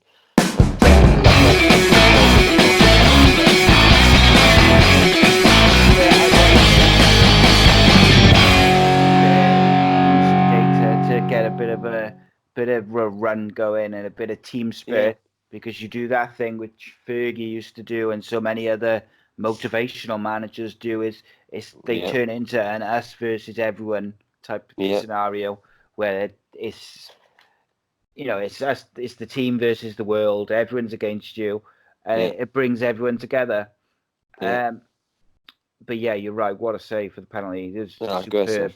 And he was really unlucky to miss out on my 2-up, actually, because great strike. He was on the brink. Next up, Huddersfield 1, Millwall 1. Huddersfield ended their 7-game losing streak. Yeah, well, they signed Danny Simpson through the week, which is, for me, is a fantastic signing for Huddersfield Town. You know what I mean? For we spoke about some of the players available on a free transfer, and he was one of them that we spoke about. And you know what I mean, if that's the intentions of the football club, bringing the kind of players in like that, I don't think they'll have any problems at all. And you know what I mean, things looked a little bit better for them. You know what I mean? Obviously, the manager's come in, and he's obviously his plans are and his tactics are looking a little bit better. I thought Fraser Campbell scored a very good goal, team goal. Grant obviously laid it in his path, and he's a natural goal scorer. Is Fraser? He's done it for Cardiff. He's done it all his career really, and it was a tidy finish. And then you know what I mean, the manager again. You know what I mean, he's worked all week, and then all of a sudden, goalkeeper mistake again allows Matt Smith to head the ball home, and it's so frustrating for him because, you know what I mean, they had enough chances to win the game. you take the mistake out of the game, they win the game, which potentially gets them towards the top end and puts them ahead of Barnsley. You know what I mean? Because obviously, because obviously Barnsley weren't playing till the next day. Second half, Millwall go down to 10 men, and you just expect them then just to go and kick on. But you know what I mean? I look at the bigger picture side for me, and I think the way that things have happened, a point's a great result for Huddersfield. You know what I mean? Because it stops the rot of the I think the eight or nine defeats, and you know what I mean. So it's progress, and you know what I mean. I'm sure the Cowley brothers will get this right, and if they are bringing players in of the Danny Simpsons, they've got Tommy Elphick, they've got Fraser Campbell. You know what I mean? I do believe they'll be all right, but they've got to start winning football matches as well. You know what I mean? We can't keep on saying this like we're on about Stoke City. You know what I mean? Huddersfield have been disastrous this season, disastrous, but they're not bottom of the league. You know what I mean? So obviously it says a bigger story for Stoke City. So you know what I mean? They're in a decent position. You know what I mean? Now they've got a new manager in place with new ideas. They've got themselves a point. You know what I mean? They've got Stoke City away next Saturday, which is obviously going to be a bit of a it's probably going to be a bored 0-0 draw, which Huddersfield will probably take. But you know what I mean? Something's got to give there. Something's got to give. You know what I mean? Someone's going to break the duck, or you know what I mean? Or Huddersfield continue with another point on the board, and then they play Hull City.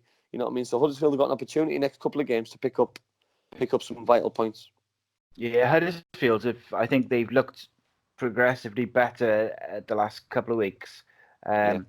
So you think, hopefully hopefully for Huddersfield fans, this is now where they start to pick up some wins. But I tell you what, if they start winning, Stoke are under even more pressure to get themselves sorted. Because if Huddersfield, if you imagine, if Stoke stutter to a couple of draws and a loss the next 3 games, and Huddersfield win 3, Stoke could be 9 points behind. I agree. 6 but then points behind. It also puts pressure on the manager as well, because you know what I mean.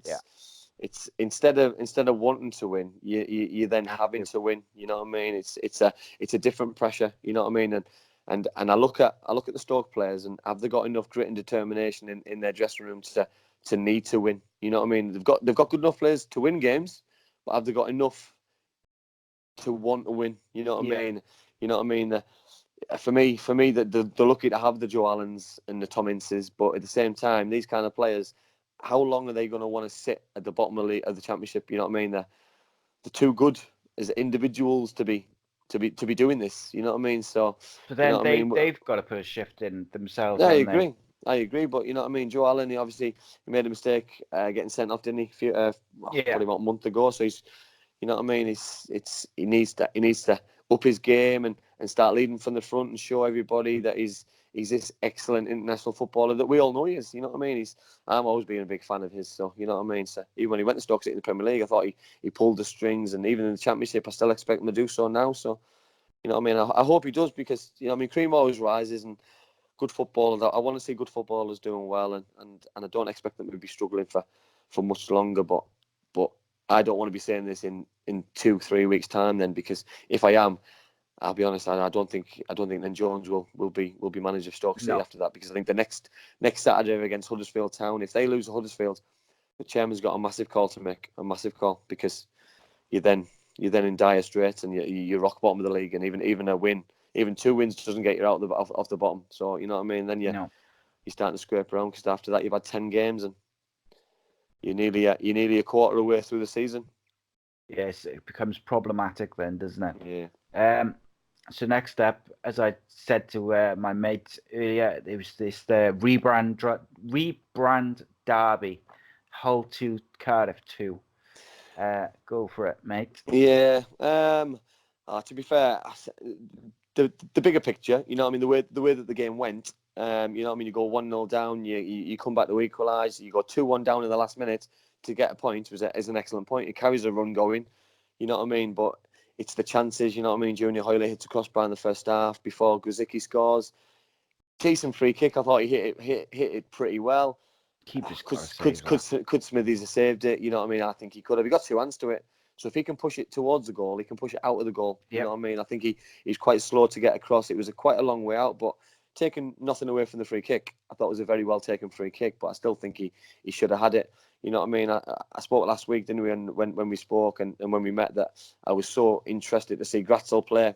Obviously, didn't get an opportunity because he was ill. He comes back and scores. Very, very good goal from excellent play by Bacuna, by the way. But it was a great centre forward finish. You know what I mean? He's put his body on the lines. He was desperate to get that goal, and it was nice to see.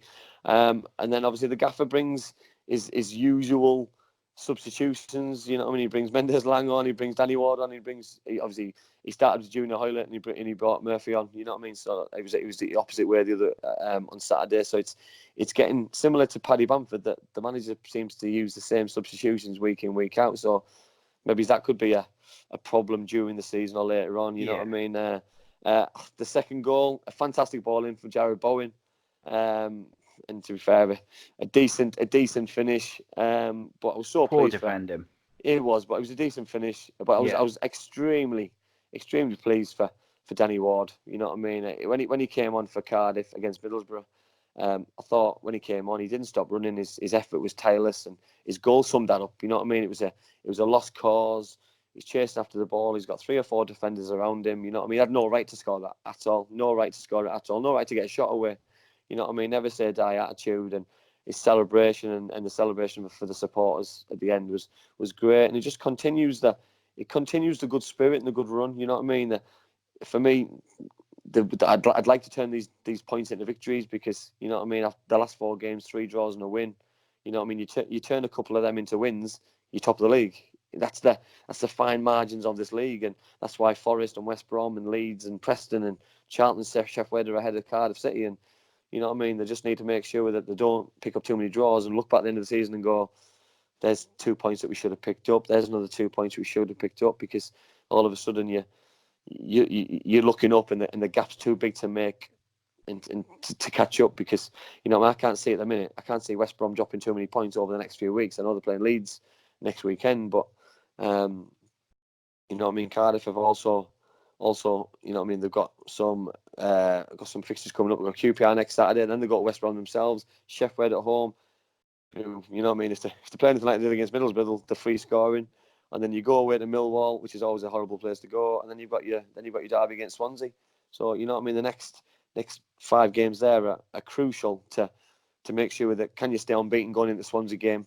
Can you pick some points up? Can you go into the Swansea game knowing that 3 points at Swansea at the Liberty Stadium put you ahead of them? You know what I mean. That's got to be the aim, because you know what I mean. Every Cardiff, you know what Swansea are like. Swansea will be, as long as they're still ahead of Cardiff City by the time the game's over, it's progress, isn't it? You know what I mean? So it's sometimes it's irrelevant about winning the game. It's about where you are in the league, because it's a 2-game season, but it's a 46-game season in the league. So you know what I mean. Cardiff just need to turn those draws into wins, but that's easier said than done, because you know what I mean. They look better going forward, I think, on Saturday than they did against Middlesbrough. You know what I mean? I don't know if that was Gratzel. I don't know if he made that big of a difference, but they looked a lot more shaky in defence than they did the week before against Middlesbrough as well. So, you know what I mean? It's getting these fine margins right and getting the performances right. But it's another point. It's another game undefeated. So I just hope they can continue, and it can continue going further forward. Yeah, Cardiff still haven't won away in the Championship this year, which is a big problem. I think Cardiff don't want to fall too far behind the top 3-4 teams, because they haven't at the moment got the creativity to go on a run where they win 10 games. They're always going to grind out win, draw, loss, that kind of thing. So I feel like they need to stay in touch all the way through, which, you know, a big part of that is going to be winning some away games.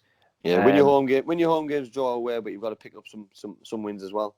And the whole city's, you've got to go down and win for me. You know what I mean? That's what got Cardiff promoted 2 seasons ago, was that victory at Hull City. You know what I mean? It was a pivotal game, and I saw Saturday as a similar pivotal game, even if it was as early as what it is. So Jared Bowen was very good. He was, again. We keep saying it. I do think the keeper should have done better for the first whole goal. Yeah, He definitely. he's got to save that. If you can get two hands to it, got to keep you it got out. it. Yeah, too right. I agree. And I wonder if that's going to be the excuse, if you like, for Warnock to bring final game now. Yeah, Etheridge back in. Yeah, definitely. And also, I thought the second whole goal, whilst it was a fantastic finish and a great ball, I thought it could be avoided. Defense fell asleep, didn't they? Yeah, it can be avoided. Equally, I thought the whole defense fell asleep for Cardiff's second goal as well. Yeah. It's just a long ball over the top. Yeah. Yeah. So now we got Swansea 1, Reading 1. Swansea started excellently. Baston scored a very good goal. I think it was Ayew set him up, and to be fair, once that goal went in, especially the way that Reading have been playing, and they had a tough game in midweek against Wolves, which I know that they got beat on penalties, but they scored a last minute equaliser against Wolves in the Coca-Cola Cup, or whatever we want to call it nowadays. That Milk Cup. I expected them to go on then and go and get that second, third, and fourth goal. You know what I mean? Swansea of old have a lot of possession in the game. They didn't on Saturday. You know what I mean? The possession wise was 50-50, and that's not like a Swan side, because you know what I mean, they like to keep the ball, like they move the ball quickly, and Reading upset them. And the longer the game went, Reading grew into the game and got themselves a deserved equaliser in the end with an excellent finish right at the death. But to be fair, there was a sitter missed by Puskas. He should have scored early doors. You know what I mean? I don't think he scored since he's back at Cardiff. You know what I mean? He's had a shocking time since he ripped the City up. But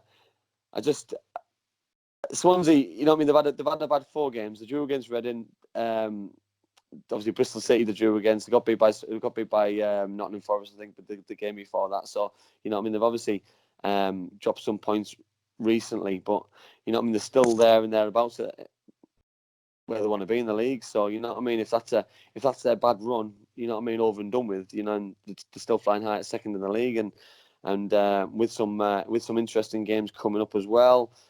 Charlton away, Stoke at home, Barnsley away, Brentford at home before Cardiff come. You know what I mean? There's some serious points to be gained. You know what I mean? And I just said there about Cardiff picking some points up before the game, and that's wanting Swansea to drop points as well. And if I'll be honest, you know what I mean, with those 4 teams I've just mentioned there, I can see Swansea picking up 9, 10, 12 points out of those 4 games. You know what I mean? And maybe. And if they do, you know what I mean. I'm not saying I want to, you know what I mean. But they could easily do it on their day if they're creating chances like they did in the first 10 minutes. And you know what I mean. Ayew's on his game, and Baston is clinical like he was on Saturday. Then they'll have an opportunity. But they obviously need to see games out. You know what I mean. I think it's happened a couple of times now this season that they need to see games out. And I'm not on about getting the second goal sometimes, but defensively, I've said about stopping crosses. You know what I mean? You can't allow good footballers nowadays in 2020, 2019, 2020 to strike a ball from 30 yards, because good players can strike a ball and punish them from 30 yards out. And that's what happened on Saturday, because you let somebody shoot hoping that the goalkeeper can save it, and it doesn't always happen, and it certainly didn't happen on Saturday. Yeah, I think Swansea seem to have got off the boil a bit since the Leeds game, where they conceded a late goal to lose. Yeah. And I feel, like we said at the start of the season in the preview show and the first couple of shows, that we felt going forward they were good. On the ball they were great, but defensively they were ropey. Yeah. And I haven't seen anything which has really changed my mind. No, I agree.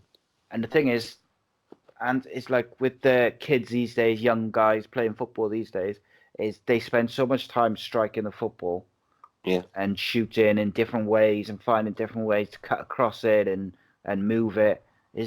30 yards is nothing to a lot of them, so I know. You've got to close down those shots. Yeah, you can't allow it. You know what I mean? Especially the foreigners. The foreigners have a different way of doing it as well.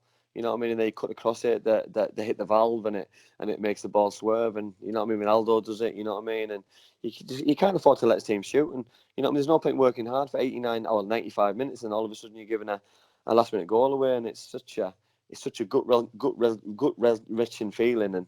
And to lose 2 points, you know what I mean? It's heartbreaking, because we've all been there when our football club's done it, and Swansea can't afford to keep letting it happen. Yeah, spot on, mate. Okay, so that's the games out of the way, and we'll finish off with our 2 for 2, where myself and Andy will pick 2 big performance moments or players and 2 nightmares from the past week. So I think we started with downs last week, so we'll start with ups this week. Mate, who you got? I'll start with, I've gone for Chris Martin for his goal and his assist against Derby, because I thought with all the negative publicity that Derby have had this season, I thought one shining light was Chris Martin. You know what I mean? I thought his goal was, it wasn't a great goal, but you know what I mean, it was a shot on the turn. You know what I mean? His celebration just showed that how much he cared, and I thought his assist for Martin Wagon's goal was excellent as well. So he was my first one up. Good shout, mate. I've gone for Anthony Knockaert for Fulham. I thought he was mesmerising all night, particularly as Wigan started to come back into the game. He started to get on the ball more, and he was getting at him, finding space, just taking the sting out of the game. Sometimes he was getting the ball and running at the defenders. Yeah. Other times he was just getting on the ball a bit deeper and moving it around, just to try and take the sting out of Wigan's comeback or potential comeback. And I just thought he was the difference on the night. Yeah, well, good shout that. What was your second one, right? I've gone for Ollie Watkins because, you know what I mean, a hat-trick has got to be rewarded for me, and you know what I mean, 3 headers, which is very, very rare. You know what I mean? Everyone goes on about the perfect hat-trick, but 3 headers is probably even more rare, to be fair, than a perfect one. So he's got my my one up because, I mean, like we said, he played 10 last year. He's gone into the 9 this year with selling the lad to Brighton, and he hasn't really looked back. And you know what I mean? I think they've massively underachieved Brentford this year. You know what I mean? But Ollie's still got his regular goals, and you know what I mean, he's top goal scorer, and I'm sure he'll kick on because Brentford have, you know what I mean, I still think there's more to come from them, and I still think they've underachieved. So if they're going to win games, he's going to score even more. Good shot, mate. Good shot. Next, so I've got Barry Bannon. I was stuck between a couple, but I just thought his delivery, mate. Yeah, I like him. He's like he's like a wizard. Genuinely thought his delivery was world class, and that delivery would be acceptable at any level of football. So for me, I just thought he was superb. So I give him that. Now let's get to the downs then, pal. Who you got for your first ones? Me downs. I've gone for Lee Camp, and I've gone for Chris Martin's goal, which I just spoke about. So if you see it, he's cut across the ball, and I don't know if he's wrong-footed, Lee Camp, but Lee Camp is a very good goalkeeper, ex-Derby goalkeeper. So I'm not sure how that will go down, but you know what I mean. I just thought he just looked very poor for a good goalkeeper like he is. To just see a ball trickle in, it just looked very poor at that early stage of the game as well. You know what I mean? The way that was, because players are match sharp. They're very agile. You know what I mean? It just looked very poor from a goalkeeping point of view. So I know I can be very ultra critical on here about goalkeepers, but I just didn't like it. He's probably hungover from the team bonding earlier in the week. Probably. I had so I got Paddy Bamford because the way he lashed out, and it was frustration. And everyone's done it, but I just thought he was really bad, and he's lucky that he didn't really hurt the boy because it was nasty. Like, was it a red side? Yeah, God, yeah, 100%, 100%, no doubt about it. But then he didn't. But then that's my point, that the inconsistency this weekend. You know what I mean? We should have had. I think we had 1 red card this weekend. We should have had 4 at least. Yeah. A minimum of 4. Nice, mate. At least 4. Maybe even there was one other one as well, which was a bit and then one of the Cardiff players. There you go. So I think minimum of 4, maybe 5, maybe 6. Bad day at the office, mate. 4 challenge. I think 5 is the master. I probably put it on the bench for the next game and give Tyre a go. Who you got next, mate?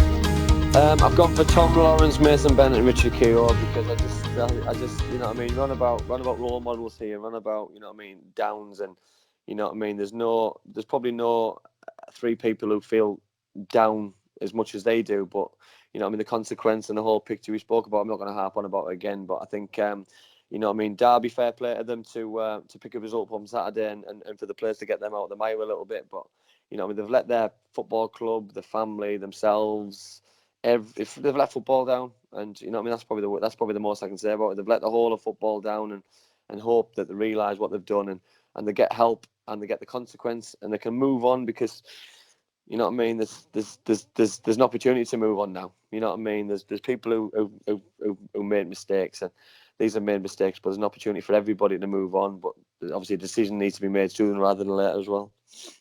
Yeah, I had Richard Keogh down, club captain, so I felt like he, as I said at the start of the show, I thought that, you know, he's got to hold a lot of responsibility about it. Yeah.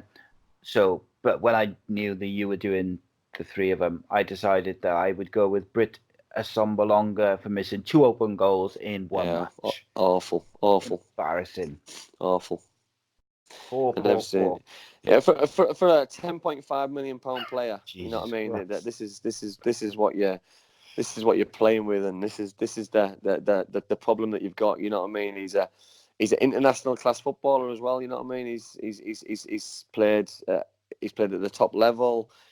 It's just he needs to do better. You know what I mean. The thing is, you're about confidence. Woodgate can't do anything about that, can he? Can't do anything about 2 missed open goals. No, what can he do? He can't put the ball in for him, can he? So, you know what I mean? He's just got the player's got to take some responsibility. And the biggest compliment the manager can do for Britt Assombalonga is playing week in, week out and stick him in the side week in, week out. And he is. So the manager's repaying him, but the player's not repaying the manager's faith by pulling in performances and doing what he's doing on the pitch. So, you know what I mean? The player's got to take massive responsibility as well and sort it out, because once those players cross that white line, it's down to the players. The manager can't do any more, and you know what I mean. This is why I feel sorry for young managers and all managers, anybody really, because it's not the manager's fault once they pick the team, because he is Middlesbrough's best centre forward, so he's got to play. But on current performance, he shouldn't play because of the way he's doing it. But penalties, on his goals, you know, how many goals could this lad have had this season? He's, you know what I mean. I can probably name another 7 that he probably should have had. You know what I mean? And his penalty against Luton still travelling. You know what I mean? Some of the chances that he's had on Saturday. Do you know what I mean? It's, you know what I mean? If you didn't laugh, we'd cry, mate. To be fair, so you know what I mean. Let's keep laughing. Let's keep laughing. Yeah, absolutely, mate. Okay, so we'll finish off with some questions.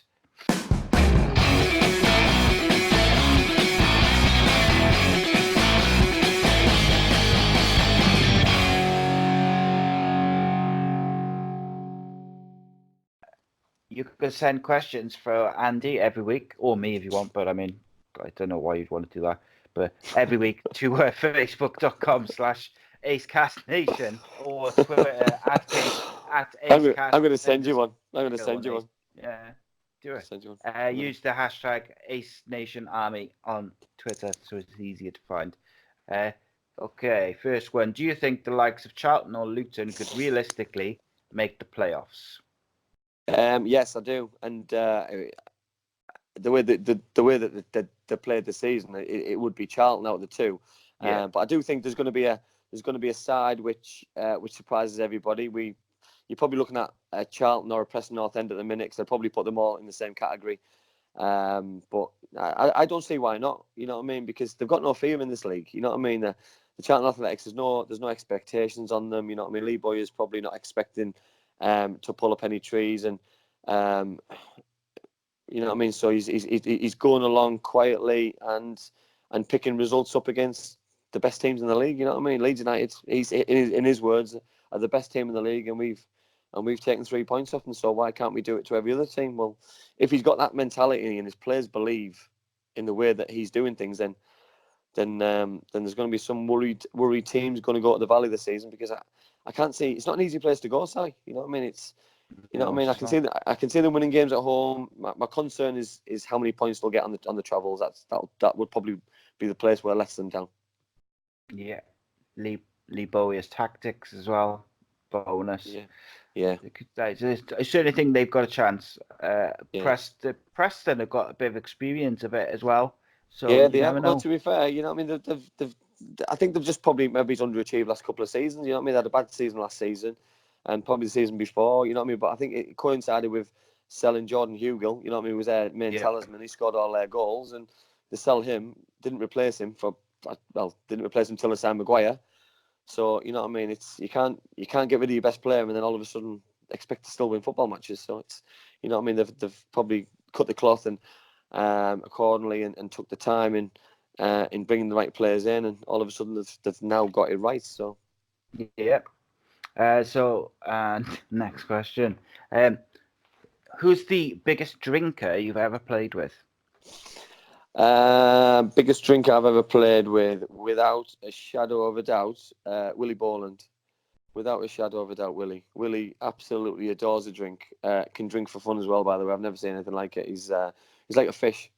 But then could go and play a full 90-minute game and wouldn't even know that he's had a drink. You know what I mean? And this is the thing that, you know what I mean, that the Paul McGraths love to drink, the Roy Keanes love to drink, the Brian Robsons, the Viv Andersons, the Paul Gascoignes. You know what I mean? The players can do it, Paul Mersons, and still play and still do the right thing. You know what I mean? It's not about getting in the car and doing the wrong thing. And you know what I mean? These players were able to have a drink and then still perform for the country or for at good levels, at Premier League level, at Championship level, at international level, and it was just the way that they did it, the way that they did it. You know what I mean? It was just the nature of football at the time, and it's just, and this is what surprised me, I think, about the Derby thing, that you know what I mean, nowadays it's not a drinking culture. So instead of doing what they've done, it's maybe there should have been go-karting or paintballing or playing on the PlayStation at someone's house instead of going out drinking, because years ago that was what happened. It's not the culture nowadays. So I think that's what's probably annoyed me the most. And if it did happen years ago, then you know what I mean, it happened because there was a massive drinking culture. Yeah, I don't know how all those players you named, how they were able to do it and perform at such a high level. When I played for the Radar Arms pub team on a Sunday, and I'd been up like all night drinking, I'd been sick on the sideline, not before the game, half time, after the game, during the game. I think I got booked once for being sick, like during the game on the sideline. But like, check the rules there. Yeah, I don't know how they were able to, you know, someone like Roy Keane, you know, Paul McGrath, they were at the top of the game, you know, some of the best players in Europe at the time. And final question of the show: teach Si some Geordie. Teach Si some Geordie. Well, not really a Geordie. I'm more well. If you speak to someone around the northeast, I'm a fake Geordie. So I'm allegedly a smoggy. So you know what I mean, because of ICI. So that's what they say. So I'll teach you something. So the way that we do it. So instead of if you said to me something and I said to you, "You're joking," I wouldn't say you're joking. I would say, "You're joking, aren't you?" So that's what you got. So if you said to me, I say, "You're joking, aren't you?" You know what I mean? Joking, aren't you? You're joking, aren't you? And that's the way that we do it. That's the way. So we come across really common, but you know what I mean. So I try to. No, well, I don't know. Well, I don't know. Did I come across common last Sunday? I don't know if I am. Not at all, mate. You know what I mean? But I use the phrases which get me into trouble with certain people, because I use them at school with the kids, and then I use them when I probably shouldn't use them. And but you're joking, aren't you? You're joking, aren't you? Cool. There you go. That's my first lesson in Borough Lingo First Bingo. lesson in lingo. There we go. Borough Lingo Bingo. Every week now, Andy's going to teach me some fake Geordie at the end of the show. Was this some smoggy? Some smoggy. We'll go down the smoggy route. Yeah. Excellent. Geordie Bingo Lingo. Wicked. Right. Guys, you can find Andy on Twitter at Andy Campbell 32. You can follow us on the socials that I just mentioned in the question and answer section. I'm not going to repeat them again and bore you. And watch the video versions of this podcast and all our various shows at youtube.com/AcePodcastNation. Give us a like, subscribe, click the bell so you get notified every time we upload a new show or go live. Thank you, Andy, for joining me, mate. My pleasure, mate. Loved it. Thank you, everybody, for watching. And obviously, you could check out all of our podcasts in audio format at all the usual places. See you guys next week. Cheers. Cheers, fellas. Ladies.